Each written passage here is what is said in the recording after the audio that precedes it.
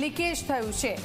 તો Amreli fire બ્રિગેડની team ઘટના સ્થળ પર પહોંચી છે। એલપીજીના ટેન્કની મોટી ટ્રેન 20 જેટલા વેગન ટ્રેનમાં જોડાયેલી છે। આ વિસ્તાર હાલ પૂરતો કોર્ડન કરવા માટે કલેક્ટરે આદેશ આપી દીધા છે। પીપાવાવ પોર્ટ વિસ્તારની ટેકનિકલ ટીમો બોલાવવામાં આવી છે। તો આપ જુઓ, વિસ્તાર હાલ પૂરતો કોર્ડન કરવાના આદેશ આપી દીધા છે। કેતન બગડા અમારી સાથે જોડાઈ ગયા છે। કેતન, શું છે વિગતો હાલ?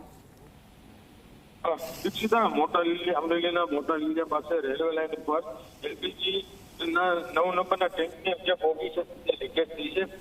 અમરેલી ફાયર વિભાગની જે ટીમ છે તે ઘટના સ્થળે પહોંચી ગઈ છે અને એલપીજીના ટેન્કની મોટી ટ્રેન છે 20 જેટલા વેગન ટ્રેનમાં જોડાયેલા છે, તેમાં 9 નંબરનું જે વેગન છે તે લીકેજ થયું છે।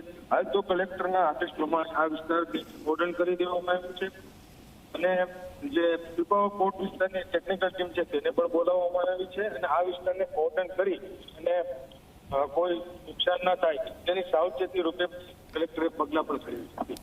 બિલકુલ આભાર કેતન, આપની પાસેથી માહિતી લેતા રહેશો।